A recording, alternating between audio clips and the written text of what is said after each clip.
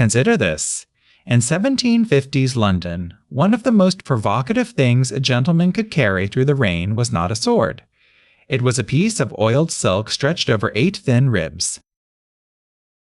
The rain comes down in sheets over Cornhill, drumming on cobblestones slick with horse dung and coal soot, and Jonas Hanway walks against the current of the crowd with something black and strange rising above his head. He can hear it before he sees the reaction, a low murmur that curdles into laughter, then something sharper. A boy's voice cracks with mockery. Somewhere behind him, a hackney coachman leans from his box and shouts a word. Hanway pretends not to hear. The wet wool of his coat clings to his shoulders, and above him, taut silk ticks softly under each raindrop, like 100 small fingers tapping impatiently on a drum. He does not lower it. That is the detail people remember, if they remember Hanway at all. A stubborn man refusing to fold his umbrella even as the crowd around him grows louder, even as something wet and foul-smelling splatters against the fabric inches from his face.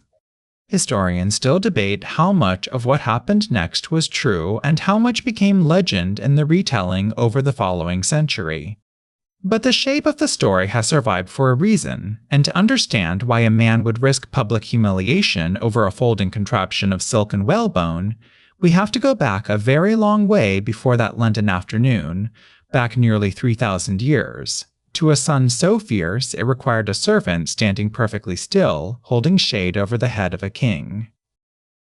The earliest images we have of anything resembling an umbrella come not from rainy climates at all, but from the driest ones. Stone reliefs from ancient Nineveh, dated to roughly the 9th century BCE, show an Assyrian king walking beneath a fringed canopy held aloft on a long pole by an attendant positioned just behind his shoulder. Egyptian tomb paintings show something similar centuries earlier, a servant holding a palm leaf shade over the head of a pharaoh, the fibers catching the light like a second sun. In these images, the object was never meant to touch water. It was meant to touch nothing at all, except the air directly above someone whose skin was not supposed to be touched by common daylight. To stand in the shadow of that canopy was to stand outside the ordinary rules that governed everyone else. That single fact, that the umbrella began as a mark of power rather than a tool against weather, explains almost everything that happened to it later. In Persia and India, in the courts of West African kingdoms, the parasol carried by a servant behind a ruler was not decoration. It was a visible, physical boundary between one body and the rest of the world. The person who did not need to raise their own arm to shield themselves from the sun was, by definition, someone other people served. You can hear an echo of this even now in ceremonial umbrellas still carried over certain religious and royal processions in parts of Africa and Asia today, unchanged in function if not in ornament. But somewhere along a very different set of roads, in a very different climate, someone solved a completely different problem, and in doing so, changed what this object could become. In China, by at least the Han Dynasty, records describe covered frames stretched with paper, and by the Tang Dynasty, roughly the 7th through 10th centuries, craftsmen had begun treating that paper, or sometimes silk, with tung oil, a thick amber liquid pressed from the seeds of the tung tree. The oil soaked into the fibers and hardened into something almost like a thin shell, translucent, faintly golden when held up to light, and this was the discovery that mattered. Genuinely waterproof. You could hear the difference immediately. Rain striking an untreated paper canopy made a soft, absorbing thud, followed by a slow spreading darkness as the water seeped through. Rain striking an oiled canopy made a bright, percussive patter, almost musical, and rolled straight off the edges in beads. For perhaps the first time in the object's long history, this device that had been built to block sunlight over the powerful could now be built to block rain for anyone who could afford one. There's a popular story, often repeated in Chinese folk tradition, that the umbrella was invented by the wife of the master carpenter Lu Ban, who supposedly stretched paper over a bamboo frame after watching children hold lotus leaves over their heads during a sudden shower. It is a lovely image, and it may capture something true about the object's earliest inspiration, but it should be understood as legend rather than documented history. No contemporary record confirms the story as fact. What the archaeological and textual record does confirm is this.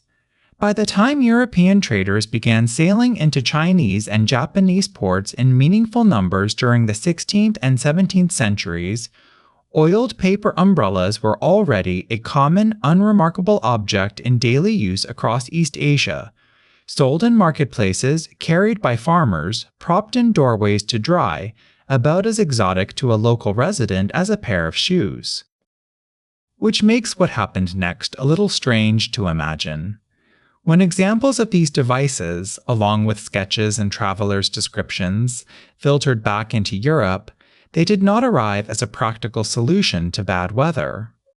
They arrived as a curiosity, an exotic accessory, faintly theatrical, associated in the European imagination with the East, with the Catholic countries of southern Europe where sun parasols had already taken hold among aristocratic women, and increasingly in Protestant England with something faintly ridiculous. By the early 18th century, folding parasols were fashionable items among wealthy French women at court, delicate things of painted silk meant to protect complexions rather than clothing. English visitors to Paris and Italy sometimes brought them home as souvenirs. But in England itself, the object had acquired an unmistakable gender, and an unmistakable class marker layered on top of it. An umbrella was something a lady carried against sun, or perhaps something a French dandy carried against rain. It was decidedly not something an Englishman of business carried through the streets of London. This is the exact wall that Jonas Hanway walked straight into. Hanway was not, by nature, a man who avoided walls. Born in Portsmouth in 1712, orphaned young, he had spent years as a merchant trading through Russia and Persia, journeys that took him along caravan routes where sunshades and rain covers of exactly the kind Europeans mocked were simply how sensible travelers stayed dry and unburned. He had seen, firsthand, in markets from the Caspian to the outskirts of the Persian plateau, merchants and officials moving beneath waxed canopies as a matter of course, the way a modern traveler might see someone wearing a raincoat and think nothing of it. When he returned to London in the 1750s and settled into a life of philanthropic causes, he would later found the Marine Society, campaign against the exploitation of chimney sweeps, and write furiously against the gin trade destroying poor households. He apparently saw no reason why a piece of practical rain protection, common enough on the roads of Persia, should be beneath an Englishman simply because it had never caught on at home.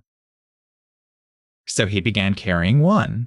Not occasionally, not as a private experiment behind closed doors, but openly, through the streets, in full view of the city that watched him do it. The reaction, according to accounts collected in the decades after his death, including biographical sketches written not long after 1786 when Hanway died, was not gentle amusement. It escalated. First came stares and laughter, the ordinary friction of anyone doing something visibly unusual in a crowded street.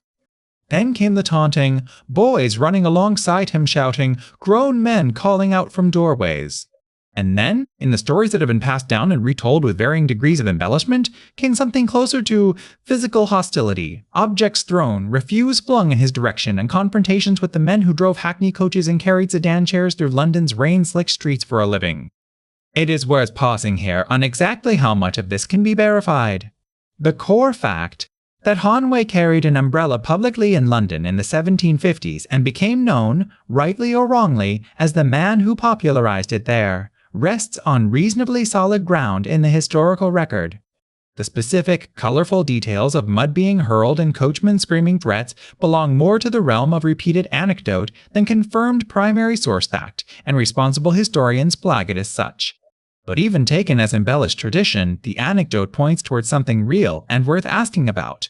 Why would grown men, professional tradesmen with presumably better things to do, care so much about one eccentric philanthropist's choice of rain gear?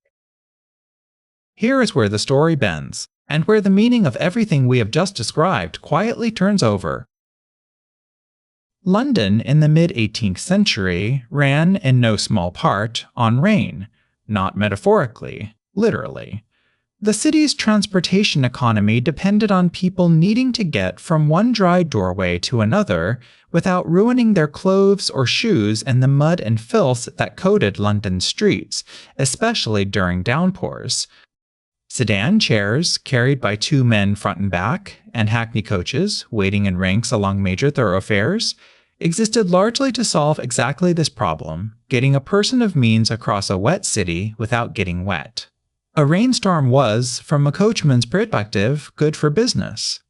It drove customers into his arms who might otherwise have walked.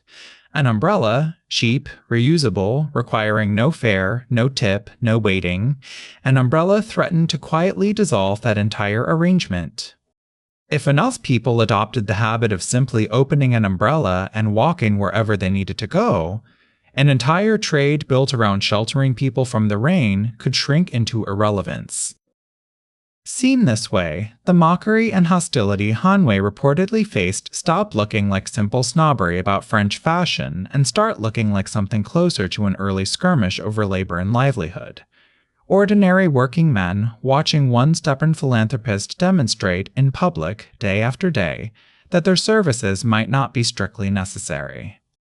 The umbrella that had begun 3,000 years earlier as a symbol carried by servants to mark the untouchable status of kings had arrived, by complete accident of history, at the threshold of 18th century London as a symbol of something closer to economic independence. Proof that an ordinary person no longer needed to pay another person to stay dry. Whether every coachman in London understood his own resentment in those terms is impossible to know, and no diary or ledger survives to confirm exactly what passed through their minds as they watched Hanway pass by unbothered under his silk canopy. But the timing lines up too neatly to dismiss entirely. And it reframes the whole opening scene, the wet wool coat, the laughter curdling into something sharper, the object splattering against taut silk inches from a man's face, not simply cruelty toward an oddity, but friction at the edge of a changing city. The kind of friction that always appears when something ordinary threatens to make an old way of earning a living obsolete. Hanway kept walking anyway. Whatever the precise details of any single afternoon, the broader outcome is not in dispute. Within his own lifetime, and certainly within a generation after his death in 1786, umbrellas had become an unremarkable sight among London men, no longer a French affectation, no longer a target for the crowd. Manufacturers in London and Birmingham began producing them in larger numbers through the final decades of the 18th century, using whalebone ribs at first, heavy and prone to snapping in strong wind, the kind of umbrella that made a distinctive creak and groan as gusts pressed against it, forcing the owner to grip the shaft with both hands and lean into the wind like a sailor bracing against a mast. That creak and groan did not disappear until a specific documented breakthrough nearly 70 years after Hanway's death. In 1852, a Sheffield steel manufacturer named Samuel Fox patented a new umbrella frame built from thin, tempered steel ribs rather than whalebone or wood. The steel could flex under wind pressure and spring back rather than snapping, and it could be produced far more cheaply and consistently than carved whalebone ever could. Fox had originally been in the business of manufacturing steel for crinoline hoops. When that fashion declined, his factory pivoted its tooling toward umbrella ribs instead, one of those small, almost accidental industrial hinges on which an entire everyday object's future quietly turned. Fox Umbrella Frames, the company built on that 1852 patent, would go on to supply frames used in umbrellas carried by British royalty well into the 20th century, and the basic steel rib design his factory perfected remains, with refinements, the skeleton of nearly every umbrella sold today. From there, the object spread accelerated in ways that would have been unimaginable to Hanway. Mass production in the second half of the 19th century dropped prices low enough that an umbrella stopped being a mark of anything at all. No longer aristocratic parasol, no longer eccentric philanthropist's rain gear, no longer a threat to any coachman's income, just a cheap, disposable, universally available object leaning in the corner of nearly every household hallway in Britain, then across Europe, then across the Atlantic. Daniel Defoe had imagined his shipwrecked character Robinson Crusoe constructing a crude sun umbrella from goatskins back in 1709, decades before Hanway's walk through London, evidence that the concept of a portable personal shelter was already circulating in the English imagination, even if the object itself had not yet caught on in daily use. By the time folding, telescoping umbrella designs appeared in the 20th century, compact enough to fit inside a coat pocket or a handbag, a design refinement patented by German engineer Hans Haupt in 1928. The umbrella had completed its journey from a symbol reserved for kings to an object so common that most people give it no thought at all until the exact moment rain starts falling and they realize, standing in a doorway, that they left it at home. It is worth sitting with that arc for a moment because it says something about how meaning drains out of objects as they become common, and something about why that draining matters to us even now. An object that once required a servant to carry it because only kings deserved shelter from the sun, an object that once caused men to hurl abuse and mud at a stranger in a London street because it threatened their income, is today something most of us buy for a few dollars at a corner shop when we get caught unprepared, use for one season, and discard without a second thought when a rib bends the wrong way in a gust of wind. There is a kind of quiet lesson buried in that decline in status. Proof that the things which feel most ordinary in our daily lives, the things we barely notice reaching for on our way out the door, often carry a longer and stranger history of power, resistance, and social friction than we would ever guess by looking at them. The next time a sudden downpour catches you on a city street and you watch strangers fumbling to open cheap umbrellas from convenience store bins, it might be worth remembering that the object in your hand was once considered dangerous enough to threaten an entire class of working men, and sacred enough that ordinary people were once forbidden from standing in its shadow at all. What survives from all of this when you set aside the parts still disputed by historians and hold on to only what the record actually supports, is a short list of details worth carrying with you. A 3,000-year-old stone relief in which a servant's raised canopy marked the difference between a king and everyone beneath him. A discovery involving tung oil and paper in Tang Dynasty China that turned a symbol of shade into a genuine shield against rain. A stubborn Englishman who had simply seen too much of the world to be embarrassed by something practical, and whose habit of walking through London rain under an open umbrella turned an eccentricity into an institution within his own lifetime. And a Sheffield steel patent from 1852 that quietly finished the job, giving the object the springy, resilient frame that still snaps open in your hand today with that same familiar, satisfying sound.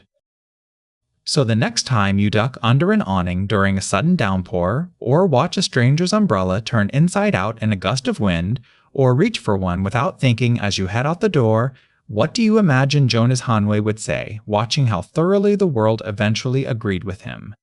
And what other object sitting quietly by your own front door might be hiding a history just as strange, waiting for someone to finally ask why it looks the way it does?